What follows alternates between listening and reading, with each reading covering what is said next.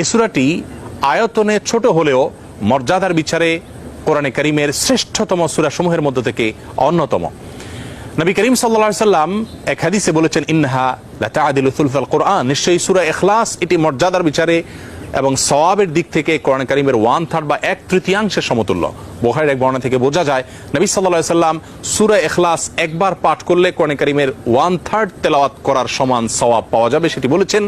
এর উপর ভিত্তি করে অনেক উলামা ইকরাম বলেছেন, 3 বার যদি কেউ কুল হুয়াল্লাহ সূরা বা সূরা ইখলাস পাঠ করে তাহলে আল্লাহ রাব্বুল আলামিন তাকে গোটা কোরআন একবার পড়ে শেষ করার সমান সওয়াব দান করবেন। অন্য আরেকটি হাদিসে বর্ণিত হয়েছে, এক ব্যক্তি সূরা ইখলাস পাঠ করেছেন, নবী সাল্লাল্লাহু আলাইহি ওয়াসাল্লাম সে শুনতে পেয়ে তিনি বলেছেন ওয়াজাবাত, অর্থাৎ তার জন্য ওয়াজিব হয়ে গেছে। সাহাবা ইকরাম জিজ্ঞাসা করেন, ইয়া রাসূলুল্লাহ কি ওয়াজিব হয়ে গেছে? তিনি বলেছেন তার জন্য জান্নাত ওয়াজিব হয়ে গেছে, জান্নাত আবশ্যক হয়ে গেছে। অন্য একটি বর্ণনায় তিনি বলেছেন, যদি কেউ 10 বার সূরা ইখলাস বা কুল হুয়াল্লাহ সূরা পাঠ করে আল্লাহ রাব্বুল আলামিন তার জন্য জান্নাতে একটি প্রাসাদ নির্মাণ করবেন। মসজিদে কুবার একজন ইমাম নিযুক্ত ছিলেন, যিনি প্রতি রাকাত ফরজ নামাজে সূরা ফাতিহা পাঠ করার পর যখন অন্য সূরা মেলানোর অপশন আসে তিনি প্রথমে সূরা ইখলাস পাঠ করেন, এরপর অন্য সূরা পড়েন। সাহাবা ইকরাম এবং সেই মসজিদের মুসল্লিরা নবী সাল্লাল্লাহু আলাইহি ওয়াসাল্লামের বিষয়টি উত্থাপন করলেন এবং তারা জানতে চাইলেন কেন তিনি এমনটি করেন।